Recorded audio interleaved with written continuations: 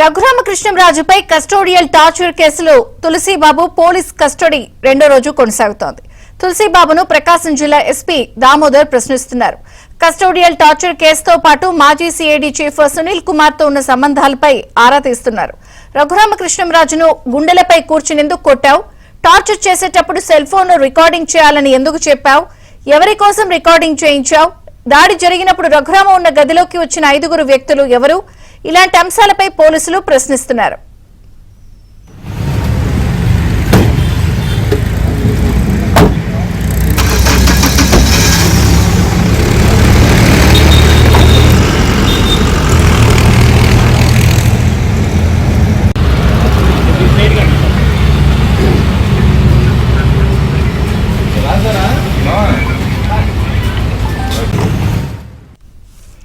రఘురామకృష్ణంరాజుపై custodial torture కేసులో తులసీబాబు police custody రెండో రోజు కొనసాగుతోంది. పూర్తి వివరాలు మా ప్రతినిధి వెంకట్రావు అందిస్తారు.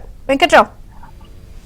విజయచంద్రిక డిప్యూటీ స్పీకర్ రఘురామకృష్ణరాజుపై గత వైసీపీ ప్రభుత్వంలో చేసిన కస్టడియల్ టార్చర్ పై 6వ నిందితుడిగా ఉన్న తులసీబాబు విచారణ రెండో రోజు కొనసాగుతుంది. నిన్న గుంటూరు జైలు నుంచి తులసీబాబుని తీసుకొచ్చిన పోలీసులు రాత్రి 8 గంటల నుంచి 9:30 గంటల వరకు దాదాపు గంటన్నర సమయం వరకు కూడా ప్రకాశం జిల్లా ఎస్పీ దామోదర్ తులసీబాబుని ప్రశ్నించారు. ఈ రోజు ఉదయం 9 గంటలకి ఆయన్ని ఎస్పీ కార్యాలయంలోకి తీసుకెళ్లారు. అయితే 10 గంటల నుంచి కూడా విచారణ కొనసాగుతున్నట్టుగా తెలుస్తుంది.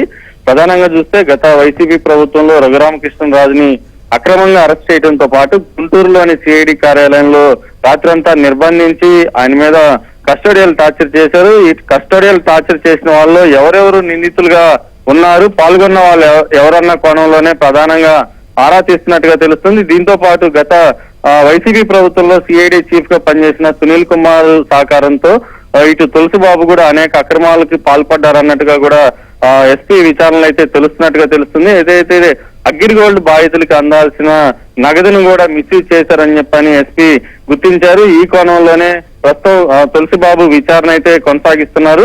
ఈ రోజు రాత్రి వరకు కూడా విచారణ కొనసాగే అవకాశం ఉంది. ఏదైతే గుంటూరు కోర్టు 3 రోజులు పోలీస్ కస్టడీకి ఇచ్చిన నేపథ్యంలో ఈ రోజు రేపు కూడా తులసిబాబు విచారణ ఒంగోలులోనే కొనసాగుతుంది. విజయచంద్రిక. Thank you Venkatrao.